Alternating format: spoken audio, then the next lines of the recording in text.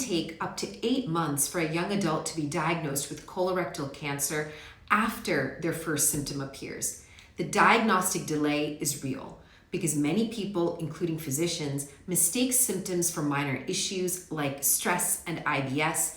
75% of young adults aren't diagnosed until the cancer is at an advanced stage. Today, CRC is the #1 cause of cancer death for adults under 50. And while rates of CRC are dropping in seniors, they are surging by 3% every year in the young adult population. But here's the part you need to hear. If caught early, the 5-year survival rate is 95%. The goal is to bridge the gap between symptoms and screening. When it comes to screening, the best test is the one you will actually get done, because data from the CDC shows that nearly 2/3 of adults aged 45 through 49 have not completed CRC screening despite the recommended starting age being lowered to 45 back in 2021. The NCCN recommends CRC screening for average risk individuals starting at age 45. For people with a first-degree relative with CRC or advanced polyps, screening should start at age 40 or 10 years before the earliest diagnosis in the family, whichever comes first. There are multiple options for screening. Here we're focusing on the 2 mainstream options I commonly discuss with my patients in primary care: the FIT-DNA test, such as the Cologuard, and the colonoscopy. Here's the breakdown of how they stack up. First, for the FIT-DNA test, the advantages are you do it at home. There's no gross prep drinks, no sedation, and no missed work. It catches about 94% of cancers, which is nearly as good as a colonoscopy. If it's negative, you're good for 3 years. The disadvantages: it can't fix anything. If it comes back positive, you must get a colonoscopy to see what's wrong. And about 13% of the time, it says there's a problem when there's not. And finally, while it's great at finding cancer, it misses about 57% of precancerous polyps. Now for the colonoscopy, as it's still considered the gold standard. The advantage is this is the only test that is both a lookup and a fix, because when a polyp is found, it can be removed and tested. It has the highest accuracy for both cancer and those tricky precancerous growths. And if your results are normal, you don't have to go back for 10 years.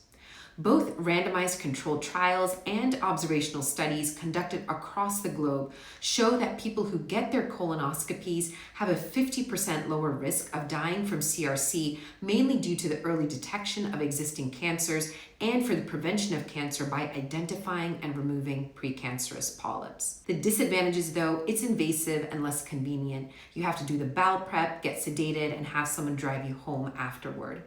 Like any procedure, although very rare, there are risks of perforation, bleeding, and infection. Patients ask me all the time which test they should choose. My answer: choose the one you're willing to show up for. Between prep and convenience, there are pros and cons to both. But at the end of the day, a completed test is the only test that can save your life. Now I have to mention the newest player in the game, the Shield blood test. It's FDA approved and it sounds like a dream. I mean, it's a simple blood draw to screen for cancer. But here's why we aren't all jumping on it quite yet. Since it's so new, navigating insurance coverage can still be a bit of a headache for patients.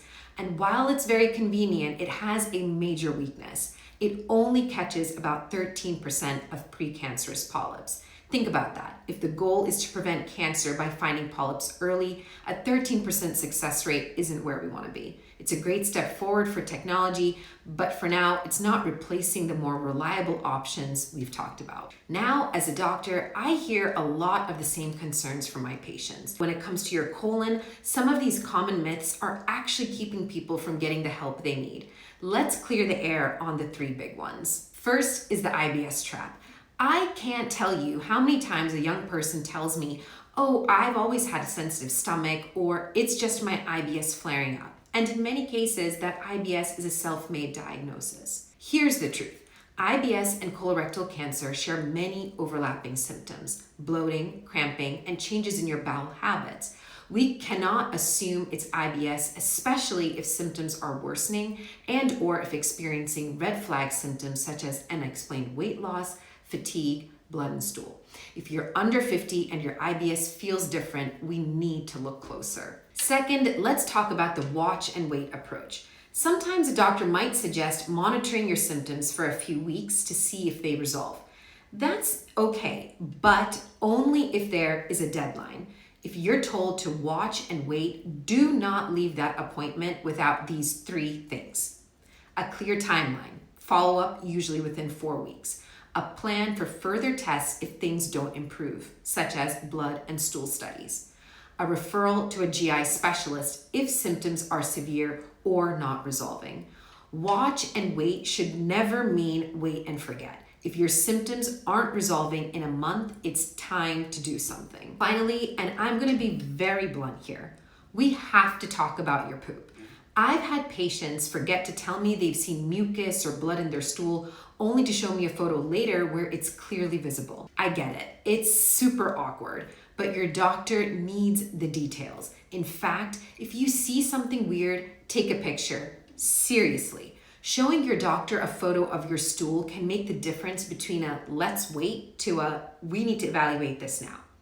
Blood, mucus, or stools that are suddenly as thin as a pencil, these are details that save lives. At the end of the day, you know your body best. If something feels off, don't wait for it to become a crisis. In summary, here is your 3-step action plan. If a relative has or had CRC or polyps, share that information with your doctor. If you're over 45, get screened. Think about some of your options like the Cologuard and colonoscopy. And again, remember that the best test is the one you'll actually follow through on and get done. If you're under 45 and have family history and or you're having symptoms, demand for that evaluation and don't settle for let's wait and see. Talking about colon health shouldn't be taboo. Schedule an appointment today to talk about your symptoms, risks, options, and screening. If this video helped you understand the under 50 crisis a little better, please hit the like button and subscribe. It helps this evidence-based information reach people who need it. I'm Dr. Raj, and as I always say, stay informed, stay proactive, and I'll see you next week. Be well.